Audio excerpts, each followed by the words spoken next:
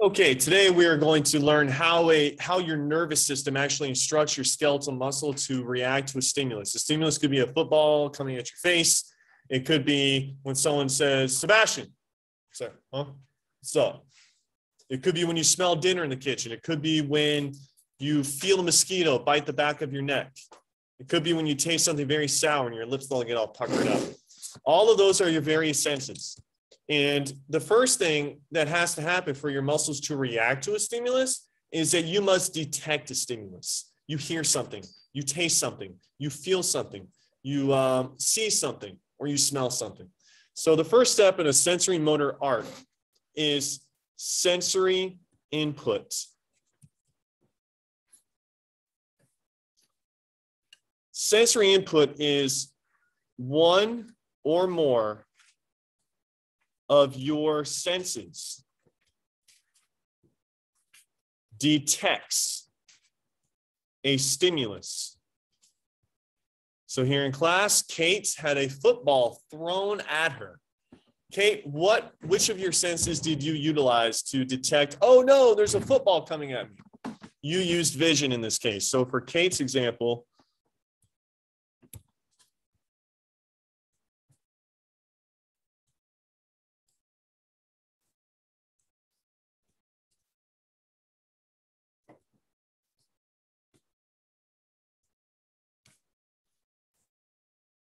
okay. Now, we're not done with the sensory input.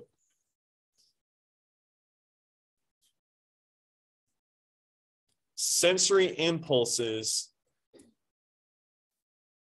are sent to your CNS.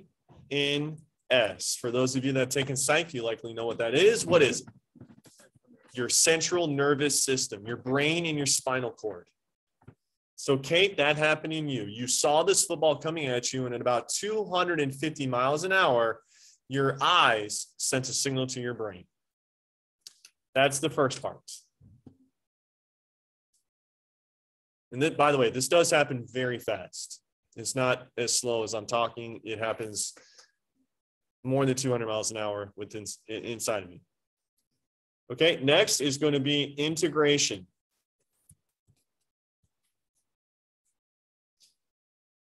Basically, your brain and your spinal cord are saying, what is this stimulus and what do I do about it?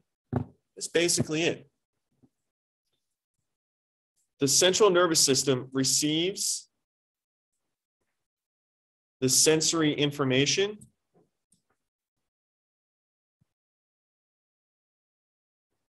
and generates an appropriate response.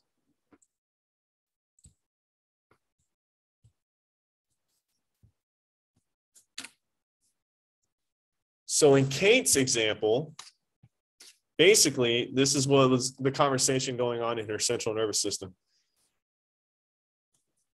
There is a football coming at me.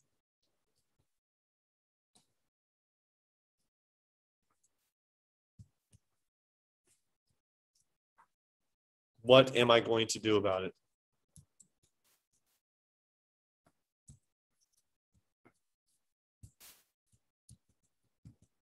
Okay, what did you do about it? So you were like, I tried to catch it. You sent a signal to the muscles in your arms. And what did that make the bones and joints in your arms do? Move towards the football and try to catch it. So her decision was, I'm going to try to catch it.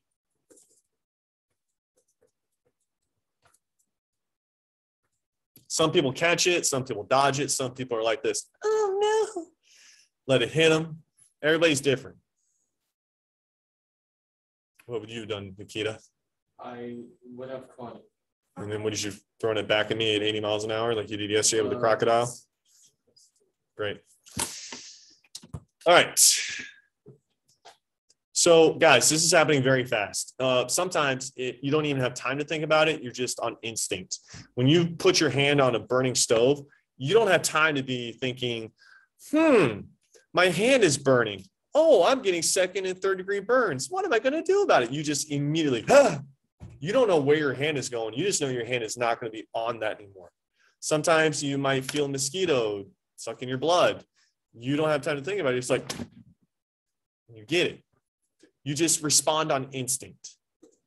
Sometimes when people are driving around town and they have that train horn on their truck and it sounds literally like a train is right there, it's really loud, you go, you get a little startled. That is just instinct. It's just total response. And finally, we have our motor output. Now, when I think of a motor, I think of an airplane, I think of a boat, I think of a car. What does a motor allow a boat, a plane, or a car to do? Move. Move.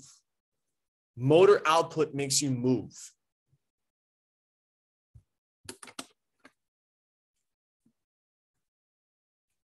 A motor neuron instructs muscle tissue to become excited. And when I say excited, I mean activated.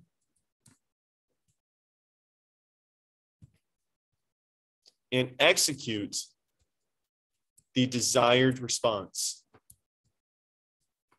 Yesterday, Nikita threw a crocodile at me at about 50 miles an hour, and I barely had enough time to dodge. I didn't have enough time to get my hands up here to try to catch it, so I did the next best thing. Get out of the way. You have to, that was my muscles, moving my body. Kate had enough time. That ball was not going very fast, so she had enough time to extend her arms to try to catch it.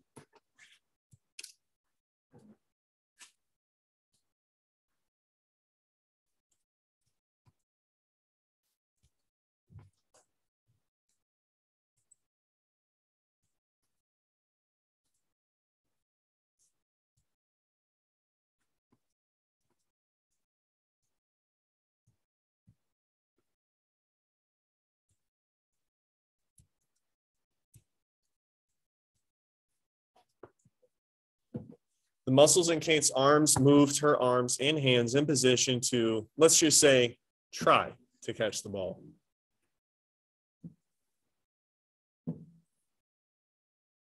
Have y'all ever been walking on the sidewalk and your foot is coming down and you almost step on a little lizard? You have to adjust your step. That's how fast it happens. You're about to plant your foot and you go, oh, little lizard. You don't want to step on and kill him. It happens very, very fast. Very, very fast. Okay, so these are the 3 stages of a sensory motor art. So let's try something else.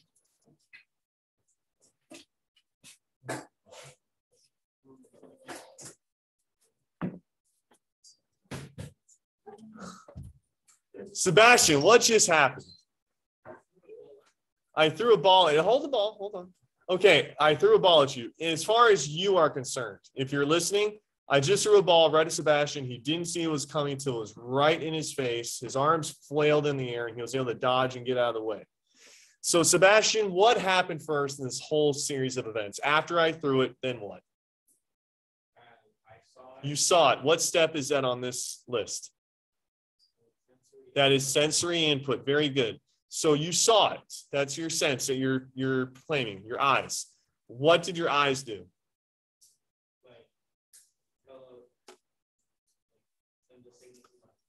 Good. They sent a signal to your central nervous system. Oh my God, there's a ball coming at me. All right. Now, what happened during integration?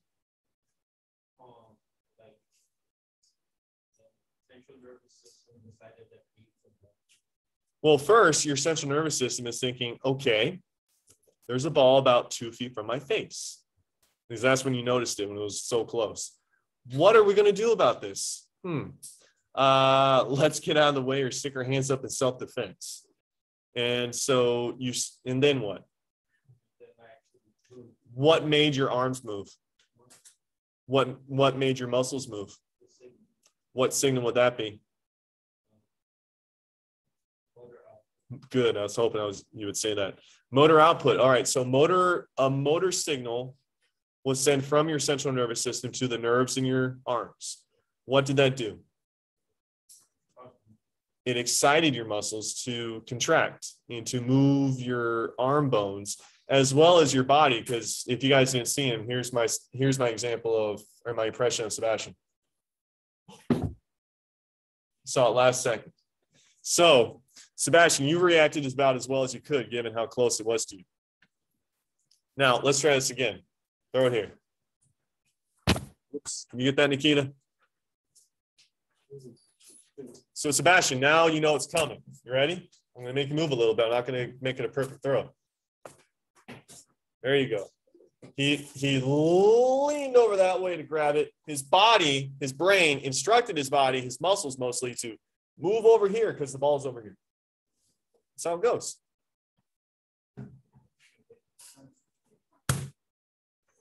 Thought it was going to be over here. All right. Now, let's go over to the diagram you guys have at your tables. Your diagram is actually a lot better than mine. So if you could please have that out. This is for you to keep. You can write notes on it, whatever you like. Okay. Before I get to this, I want to make sure you all understand this very clearly. You don't have to copy this. That's a very, very easy diagram of a neuron. Here's another one. What do you call the area where one neuron meets another? That's called the synapse. What do you call the neuron that is in the front of the synapse? It's called the presynaptic neuron.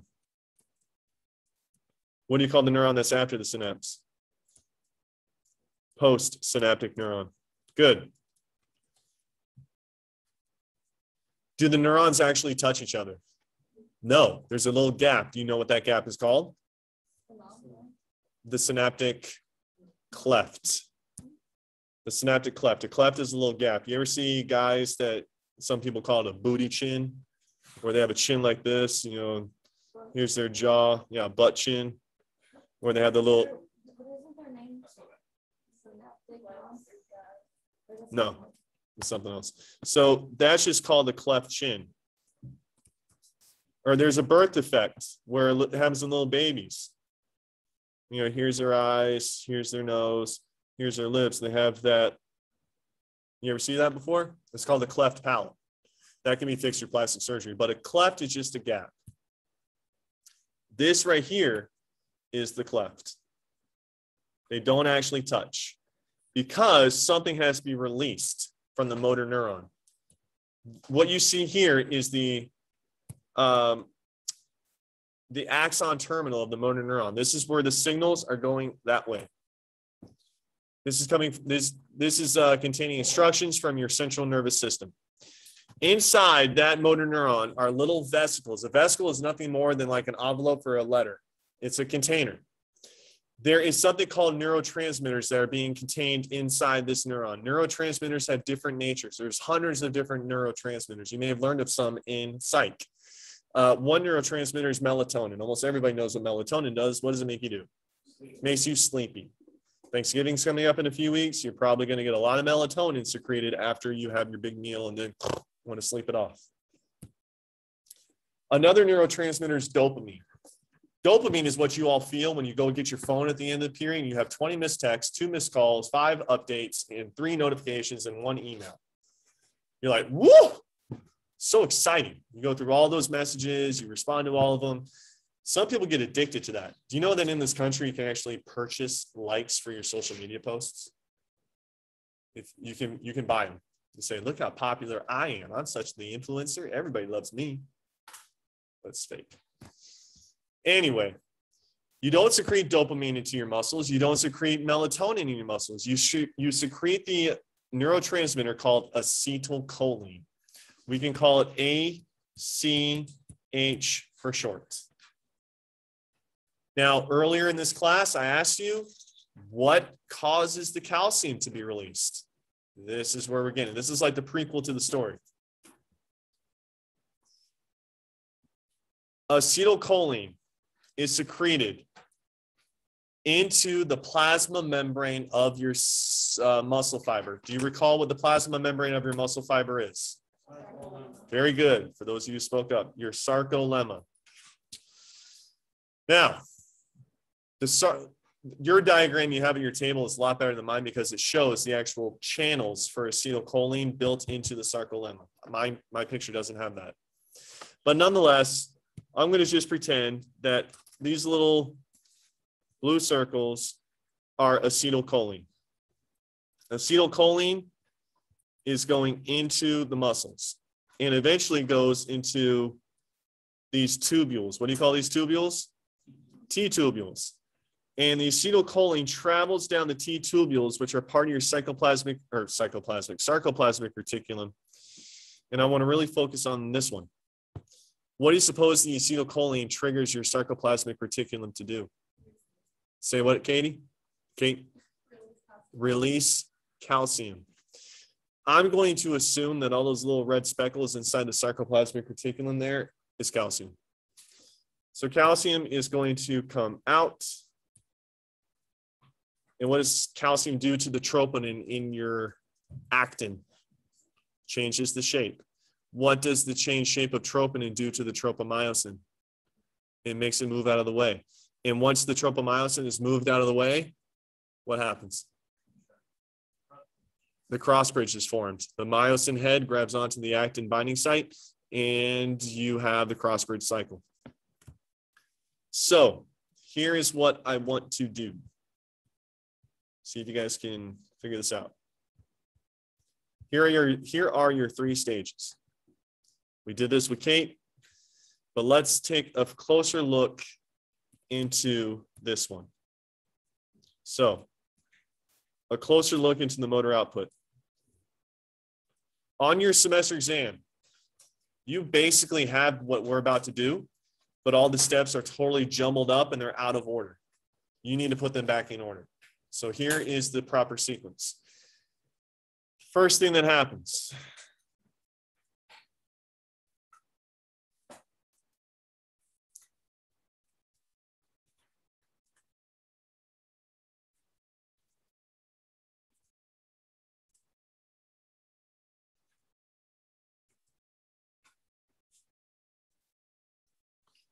Can you guys fill in those blanks for me? Plus write it all out.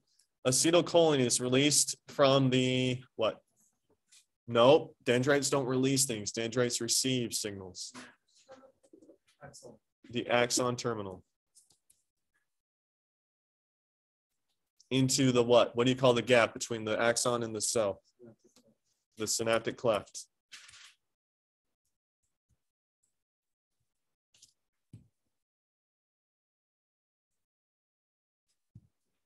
Next, ACH is absorbed into the blank of the muscle fiber. What part of the muscle fiber is taking in this acetylcholine? Not yet. The covering of the cell, the sarcolemma. Acetylcholine is absorbed into the sarcolemma of the muscle fiber.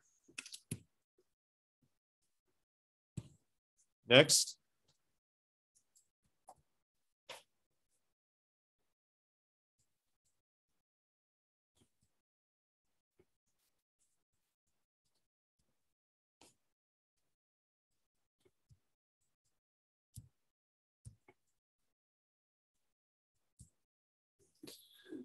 Acetylcholine travels down the blank of the sarcoplasmic reticulum. What's in that blank? T-tubules. Good.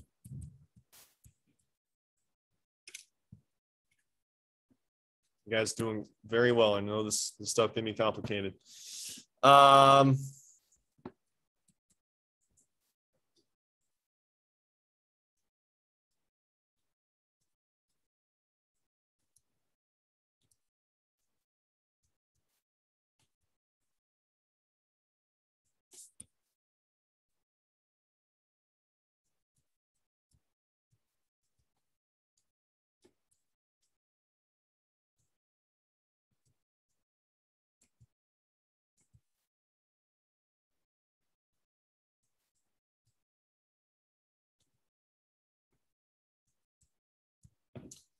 The acetylcholine is now distributed across the myofibril and triggers the release of what from the sarcoplasmic reticulum? Calcium ions.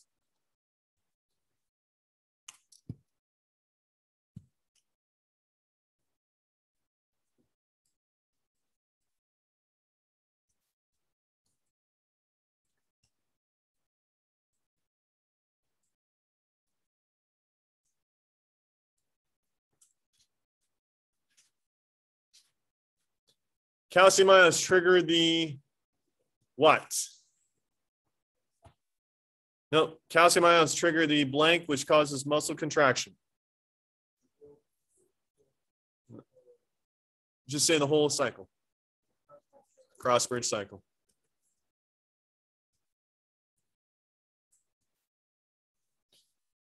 Okay.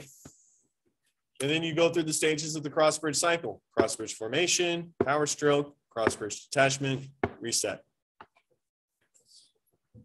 There's one last thing I want to go over with you guys, and that should bring us to a conclusion. Then we'll do a little review, and that'll be it. I'm sorry? Yes, Sebastian. I'm waiting. It's like the happy chemical also smooth. No, the happy chemical doesn't make you move. Dopamine is a happy chemical. This is not dopamine. This is acetylcholine. Acetylcholine's job is to activate or excite your muscles. Let me see here. Let me get the exact wording.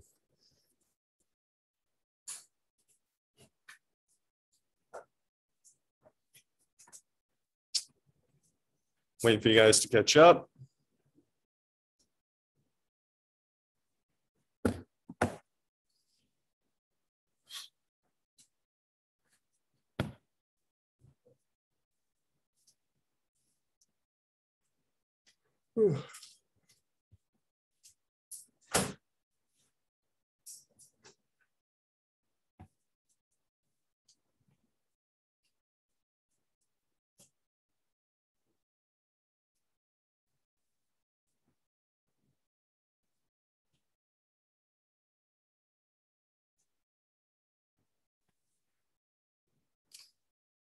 Okay, let's see.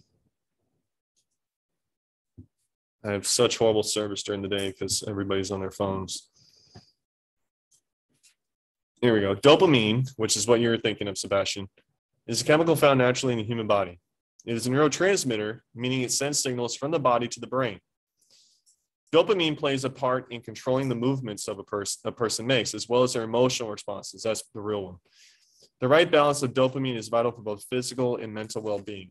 So it does have some role in your movements, but a lot of it is your emotions. That's why you have that happiness when you see your phone. You have all these messages and texts and everything. Okay, the last thing I want to get to today is how is muscle contraction stopped? You can't have your muscles contracted forever.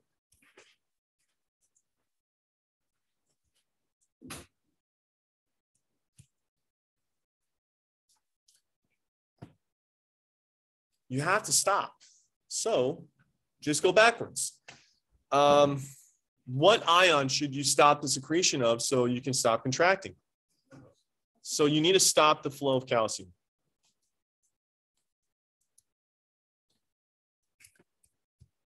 Okay, makes sense. But here's my next natural question. How? Well, ask yourself, what controls the release of calcium? Any ideas?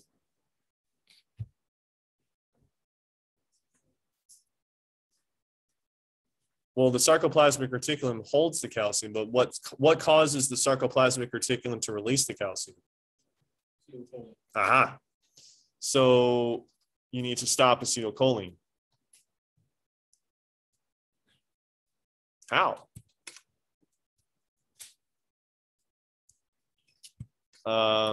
What caused you to release acetylcholine?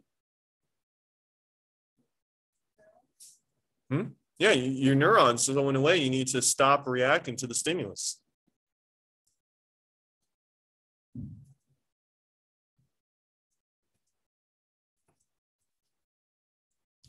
But here's the interesting thing. You secrete all that acetylcholine, there's still going to be some of it kind of lying around. It's like the crumbs after you've had a meal, there's still some left.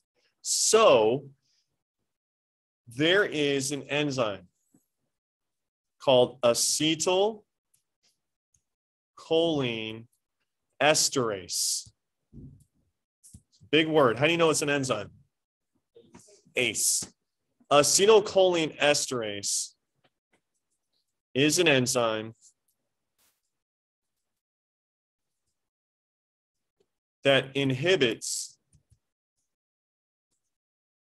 any remaining, oops, spelled that wrong, acetylcholine in the synaptic cleft. So if you want to think of it, any leftover acetylcholine is like a bunch of crumbs. Acetylcholine esterase is the broom and dustpan. It's going to get rid of it. And so your muscles will not be continually excited, and you can allow your muscles to rest. You cannot have your muscles engaged all the time. You're going to get fatigued. You're going to produce a lot of lactic acid, and that can be very dangerous for your body. So this enzyme is going to help clean it up and get rid of it. Okay. So we're done with new stuff. I want to do a review. So if you guys can get out that page I gave you on Monday, please. It shows the big fancy image of the muscle and the neuron, and it looks like this right here. Please get that out.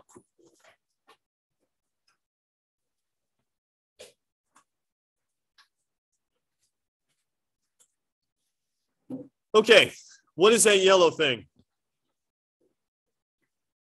Be as specific as you can. A terminal of an axon terminal of what? A motor neuron. It is the axon terminal of a motor neuron. Very good. What are those round things inside the terminal? No. I didn't ask you what's inside. Just what are those round things? They're vesicles. What is inside those vesicles? Acetylcholine. What is the role of acetylcholine when it comes to muscles? Kind of. It excites muscle. Acetylcholine is being released by the axon. What is acetylcholine an example of? Same thing as serotonin, melanin, dopamine. It's a neurotransmitter. The acetylcholine goes into what part of the muscle fiber?